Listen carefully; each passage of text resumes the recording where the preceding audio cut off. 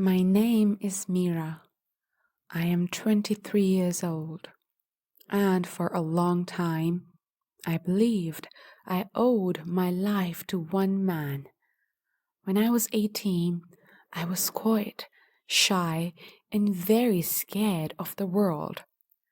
I came from a small home where life was always loud, heavy, and always full of anger.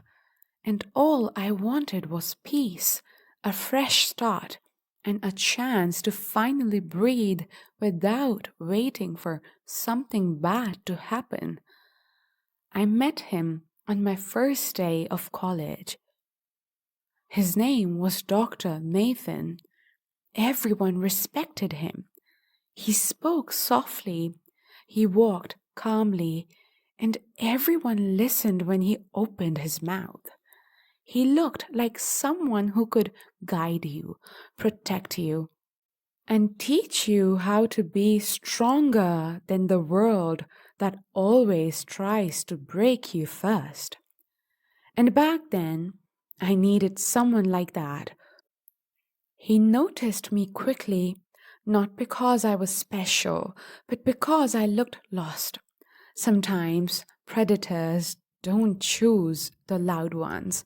They choose the quiet ones, the ones who say, I'm fine too quickly, the ones who carry hurt like silence inside their chest. I remember the first time he talked to me. He said, You look like you have so many thoughts and no one to tell them to. I almost cried right there because how could a stranger see inside me so fast? He offered help, guidance, he offered safety, and I accepted it all. He gave me books to read, advice to follow, routines to build. He told me who to avoid in class, who not to trust, whose intentions were fake. At first, I thought he was protecting me from harm. Only later, I understood he was protecting me from independence. Because if you trust only one person, you belong to them without knowing it. He always said, The world is full of people who want to use you. I am different. I care. And I believed him because broken people want to believe someone can finally see them, not hurt them. But slowly, his scare became walls around me. I stopped talking to classmates because he said they were jealous. I stopped going out because he said other people were dangerous.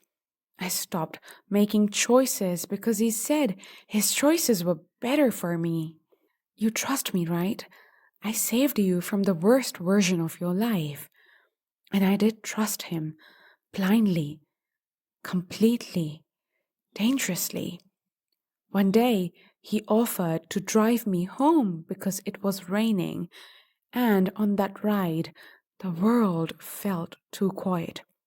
His voice became too slow, and his hand stayed too close to mine on the seat.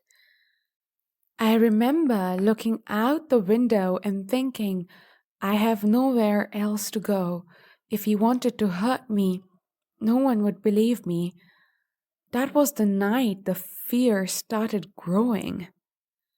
After that, everything changed in small, slow ways. The worst kind, the kind you feel but cannot prove. He asked where I went every evening. He wanted me to text him when I reached home. He wanted to know if I talked to anyone new. He asked if any boys looked at me or if any girl was trying to turn me against him. Isolation doesn't always sound like yelling. Sometimes it sounds like I am checking on you because I care. At 21, I woke up every morning with a tight chest. My phone buzzed with his messages before the sun was even fully up. He once told me, Without me, you would fall apart. And a part of me believed it, because he built a life where I didn't know how to stand without leaning on him. One afternoon, a girl from class sat beside me in the library. Her name was Nadia. I barely knew her, but she looked at me with this soft, sad expression and said, "You look tired, like you are trying to breathe underwater." No one had ever said something like that to me. And in that moment, my chest felt tight, like I might cry, because she was right. I was drowning quietly. She asked who I talked to on campus. I said, "Only one person." Her face changed, not shock, recognition. Then she whispered one sentence that broke my world open. "He did this to me too." I felt my heart stop. She told me she used to trust him. She told me he used the same soft tone, the same rules, the same control. She told me she left before he broke her completely. And then she said a sentence I will never forget. "People like him don't love you. They cage you and call it protection." I went home and sat on my bed for hours. I didn't cry. I didn't scream. I just stared at the wall and felt everything collapsing inside me. Every memory turned into a warning I didn't see. Every moment of kindness became a chain around my throat. Every compliment felt like poison in slow motion. I finally understood. He didn't save me. He chose me because I was young, quiet, breakable. The next morning, I did something small but brave. I did not answer his first message. My hands shook like I was holding fire.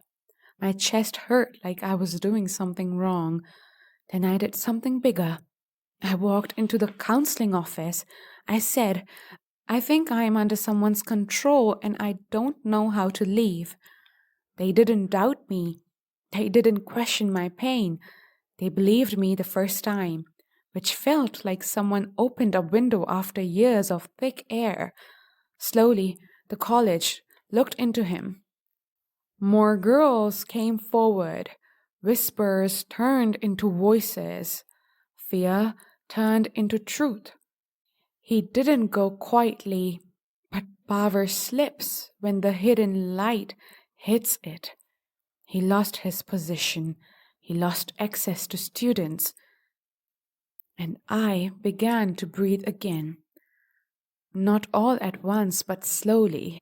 I still walk carefully. I still jump at certain tones. I still check my phone too often. Healing is slow, but it is real.